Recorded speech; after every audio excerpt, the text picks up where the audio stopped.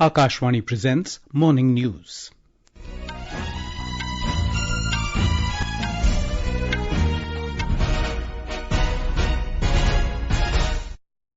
Good morning, I'm Sunil Verma. The headlines.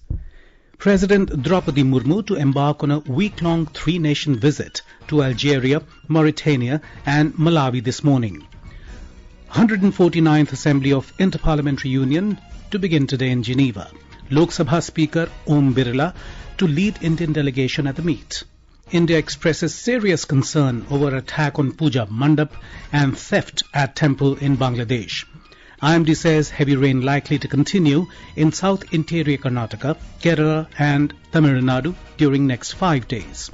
India beat Bangladesh by 133 runs in third and final T20 International cricket to register 3-0 clean sweep.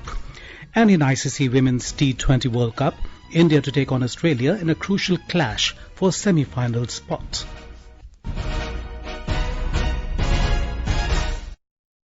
President Droupadi Murmu will leave on a three-nation visit to Algeria, Mauritania and Malawi this morning. This will be the first ever visit by the President of India to the three African nations and comes a year after the African Union was made a permanent member of G20 during India's presidency. During her visit, President Droupadi Murmu will hold bilateral meetings and interact with Indian diaspora. A report from our correspondent covering the President's visit. During the 3-day visit in Algeria, President Droupadi Murmu will hold bilateral meetings with her counterpart, Abdel Majid Tebboune, and other major leaders. The President will also visit important cultural and historical sites of Algeria like Maqam-e-Jahid, the Martyrs Memorial, Roman Ruins, Mausoleum, Hamma Garden, etc. President is also scheduled to address the India-Algeria Economic Forum and the Sidi Abdullah Science and Technology Pole University. On the second leg of the visit, President Droupadi Murmu will visit Mauritania on 16th October and in the final leg, President will visit Malawi from 17th to 19th October. During the visit to these countries, the President is scheduled to hold bilateral meetings with the leadership and will also interact with key trade and industrial leaders and the Indian diaspora. The three-nation visit by President Droupadi Murmu aims to expand and strengthen India's ties with the countries in Africa. Mayusha for Akashvani News from Delhi.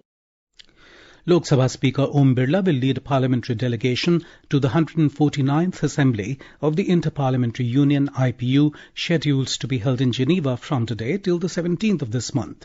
Mr. Birla will address the Assembly on the theme Harnessing Science, Technology and Innovation for a More Peaceful and Sustainable Future. He will participate in the meetings of the IPU's Governing Council and will meet the Indian diaspora in Geneva tomorrow. Besides this, he will also meet his counterparts from other parliaments on the sidelines of the Assembly.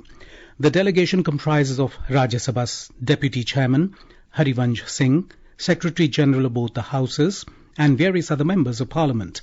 The IPU has 180 member parliaments and 15 associate members. Members include parliaments from large countries like China, India, and Indonesia, as well as smaller countries like Cabo Verde, San Marino and Palau. India has called upon Bangladesh government to ensure safety and security of Hindus and all minorities and their places of worship, especially during festival time. In a statement, External Affairs Ministry expressed serious concern over the attack on a puja mandap in Tanti Bazar, Dhaka, and the theft at the revered Jeshireshwari Kali temple at Satikira. The ministry said these attacks are deplorable and they follow a systematic pattern of desecration and damage to temples and deities that India has witnessed over several days. The International Kullu Dussehra Festival will begin today in Himachal Pradesh. The week-long Dussehra celebrations will be inaugurated by Governor Shiv Pratap Shukla. A grand chariot procession of Lord Raghunath will be taken out on the occasion. This festival symbolizes the divine culture of Kullu. We have more from our correspondent.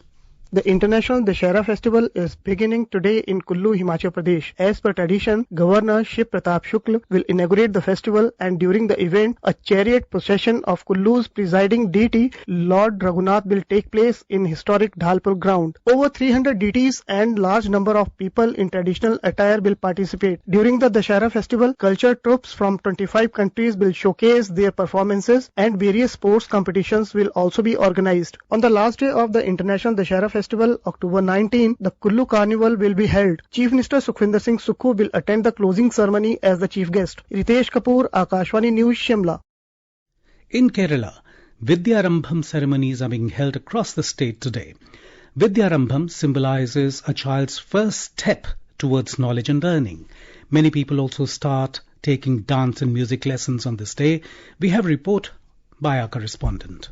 Hundreds of tiny tots were initiated into the world of letters at several places across the state as part of Vidyarambham ceremonies this morning. At many locations, teachers, authors, scholars or a senior member of the family led the initiation ceremonies by writing on the child's tongue with a honey-dipped golden ring or making the child ride on a rice-filled platter. Besides households, Vidyarambham ceremonies were held at Tunjanvarambu at Tirur and also at several temples including Panichikadu, Chotanikara, Paravur and Artugal. Over the years, the ceremony has acquired a secular dimension in Kerala, with people belonging to other religious beliefs also opting to initiate children into the world of letters on Vidyarambham Day. Rajmohan, Akashvani News, Kochi.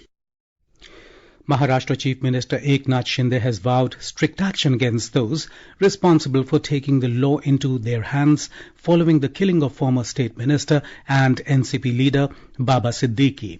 Siddiqui was shot dead by unidentified attackers in Mumbai last evening.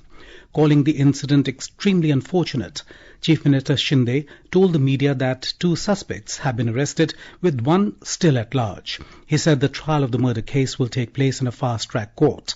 The Chief Minister also declared that the encounter specialist Daya Nayak will investigate the incident. This is Akashvani giving you the news. For quick news updates round the clock, follow us on our X handle at AIR News Alerts. India Meteorological Department IMD has said that heavy rainfall is likely to continue over South Interior Karnataka, Kerala, Mahe and Tamil Nadu during the next 5 days. IMD has forecast heavy rainfall in parts of Gujarat today. It has also predicted light to moderate rainfall over Andaman and Nicobar Islands, Arunachal Pradesh, Assam, Meghalaya, Nagaland, Manipur and Tripura during the next 2 days. The weather agency said that conditions are favourable for further withdrawal of southwest monsoon from the remaining parts of Gujarat, Madhya Pradesh, Jharkhand, Bihar, West Bengal, Sikkim and some more parts of Maharashtra, Chhattisgarh and Odisha during the next 2 days. Registration has begun for the Prime Minister Internship Scheme last evening at the online portal pminternship.mca.gov.in and will remain open till the 25th of this month.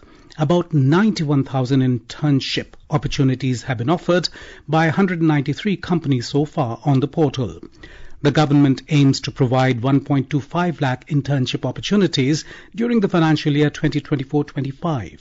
The total cost of the pilot project will be 800 crore rupees. The government aims to provide 12-month internships for 1 crore candidates in the age group of 21 to 24 years for 5 years.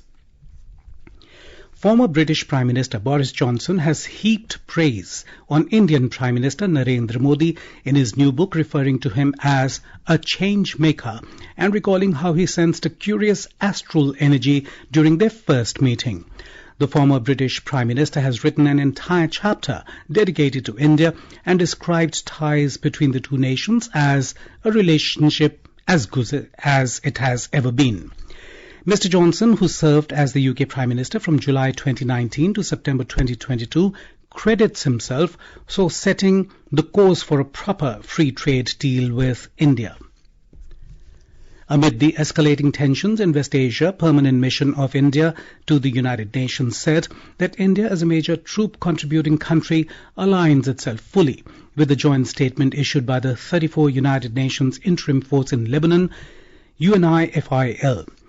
Taking to social media platform X, the permanent mission said that the safety and security of the peacekeepers are of paramount importance in accordance with the existing resolution of the UN Security Council. This came after the Israel Defense Forces IDF injured 2 UN peacekeepers after an Israeli strike in Lebanon as it was engaging Hezbollah. Israeli multi-language online newspaper reported that the IDF has expressed deep concern over the injured peacekeepers. The Ministry of External Affairs in a statement said that appropriate measures must be taken to ensure the safety of UN peacekeepers and the sanctity of their mandate. In Pakistan, Punjab government has imposed Section 144 in Rawalpindi till October the 17th to maintain the law and order situation during the upcoming Shanghai Cooperation Organization SCO summit to be held in Islamabad on the 15th and the 16th of this month. Section 144 of Pakistan allows the government to prohibit various forms of political assemblies, gatherings, sit-ins, rallies, demonstrations and similar activities for a specified period. In Rawalpindi, this restriction will be in effect for a week till October the 17th. Meanwhile, in the first such visit in nearly a decade, External Affairs Minister S. Jaishankar will travel to Islamabad to attend the SCO summit this month. In men's cricket, India defeated Bangladesh by 133 runs in the third and final T20 International match and clinched the 3-match series by 3-0 in Hyderabad yesterday. We have more from our correspondent. In the third and final T20 International match of the series, India defeated Bangladesh by 133 runs. India posted a mammoth total of 297 runs. This was the second highest innings total in T20s behind Nepal's 314 for 3 against Mongolia last year. India comfortably moved past its previous best T20 score, a Rohit Sharma-inspired 260 for 6 against Sri Lanka back in 2017. Chasing 298 runs, the visitors were restricted to 164 for 7 wickets in the stipulated 20 overs. For Bangladesh, Tawheed Hridoy, unbeaten with 63 runs, was the top scorer. For host Ravi Vishnoi, scalped 3 wickets and Mayank Yadav took 2 wickets. Earlier, opting to bat first, Sanju Samsung scored 111 in 47 balls and brought up his maiden T20's 100. Captain Suryakumar Yadav scored 75 runs of 35 balls. The winning margin of 133 runs is also India's third biggest win by runs in men's T20 International. Sanju Samsung was declared player of the match and Hardik Pandya was declared player of the series. Payal Sharma for Akashvani News. In the Women's T20 Cricket World Cup, India will take on Australia in the Group A match at Sharjah Cricket Stadium in the UAE this evening. The match will start at 7:30 p.m. IST. Harmanpreet Kaur-led Indian side sits second in the points table in Group A with 2 wins from 3 games and need a win against Australia to confirm their semi-final spot. In table tennis, India's top-ranked women's doubles pair of Ahika Mukherjee and Sutirtha Mukherjee assured themselves of a historic medal by reaching the semi-finals of the Asian Table Tennis Championship 2024 in Astana, Kazakhstan yesterday. The Mukherjees defeated the Republic of Korea's pair of Kim Ne-young and Lee Un-hye in the quarterfinals. And now, for a look at today's newspapers, it's over to Sarabjit Kaur. Thank you, Sunil. Defence Minister Rajnath Singh has dedicated to the country 75 border roads organisation infrastructure projects across 11 states and UTs in India's push along the China border and other areas, and has said India will react if attacked, writes Hindustan Times. Systematic pattern in attack on Hindus, Delhi tells Dhaka, headlines the Tribune. On the incident of a bomb being hurled at a Durga Puja pandal, the paper quotes MEA as saying that the Bangladesh government must ensure safety. And finally, a NASA spacecraft is ready to set sail for Jupiter and its moon Europa in search for life beyond Earth, writes the Indian Express. And with that, it's back to you, Sunil. Thank you, Sarabjit. And now, before we end the bulletin, the headlines once again. President Droupadi Murmu to embark on a week-long 3-nation visit to Algeria, Mauritania and Malawi this morning. 149th Assembly of Inter-Parliamentary Union to begin today in Geneva. Lok Sabha Speaker Om Birla to lead Indian delegation at the meet. India expresses serious concern over attack on Puja mandap and theft at temple in Bangladesh. IMD says heavy rain likely to continue in South Interior Karnataka, Kerala and Tamil Nadu during next 5 days. India beat Bangladesh by 133 runs in third and final T20 International cricket to register 3-0 clean sweep. And in ICC Women's T20 World Cup, India to take on Australia in a crucial clash for semi-final spot. And with that, we end the morning news. Have a nice day.